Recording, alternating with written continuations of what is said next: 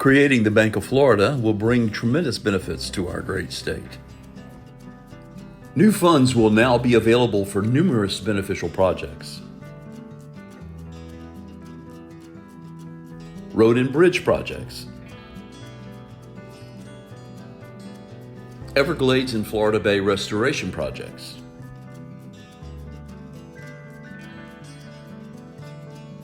New student loan financing, as well as current student loan refinancing, will be available with excellent terms. Drinking water and wastewater treatment plant construction and updating. Lake, river, and coastal watershed restoration projects. These are just a few of the new funding sources that will improve Florida's financial health. State banks have been in existence since the early 1800s. The state-owned Bank of North Dakota was founded in 1919 and has been successfully operating for over 100 years. The Bank of Florida can be modeled after this bank and will use state tax deposits and other assets to create funding for numerous beneficial loans and state projects. The bank will, in essence, create money.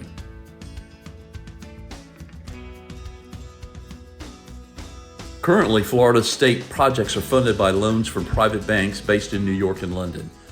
These same banks charge interest and keep these funds for themselves.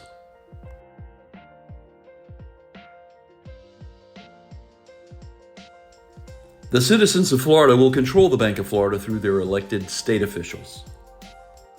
Banks create loans based on the amount of cash that they hold in reserve deposits. This process is known as fractional reserve banking. With an 8% capital reserve, a state bank can create 12.5 times this amount in loans.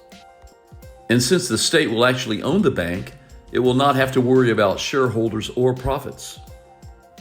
It can lend to credit-worthy borrowers at a very low interest rate, perhaps limited only to a service charge covering its costs. It can lend to itself or to its municipal governments at as low as 0% interest. These loans can be rolled over indefinitely. The effect will be the same as creating new debt-free money. The interest earned will be returned to the public purse and remain in Florida.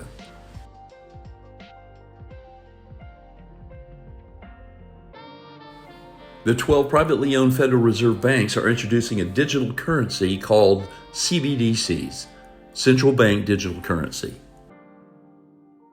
And my question is, are you interested in giving these economic central planners more power over our economy, more power over your daily life and your economic activity? And I answer that question HE double hockey sticks. No, we cannot have that happening. And so some want to increase power to these organizations such as the Federal Reserve. And so last year, President Biden issued an executive order to explore the creation of a U.S. central bank digital currency, effectively converting the dollar into a centralized digital currency. And this is different than things like cryptocurrency, Bitcoin. A centralized digital currency is directly controlled and issued by the government to consumers. And it provides the government with a direct view of all consumer activities. And so what the central bank digital currency is all about is surveilling Americans and controlling behavior of Americans. However, given the risks associated with the federally sanctioned centralized bank of digital currency, today I'm here to call on the legislature to pass legislation to expressly forbid the use of CBDC as money within Florida's Uniform Commercial Code. This will ensure that Florida continues to be a state that supports innovation in the financial sector through the market, while protecting against government surveillance over your personal finances.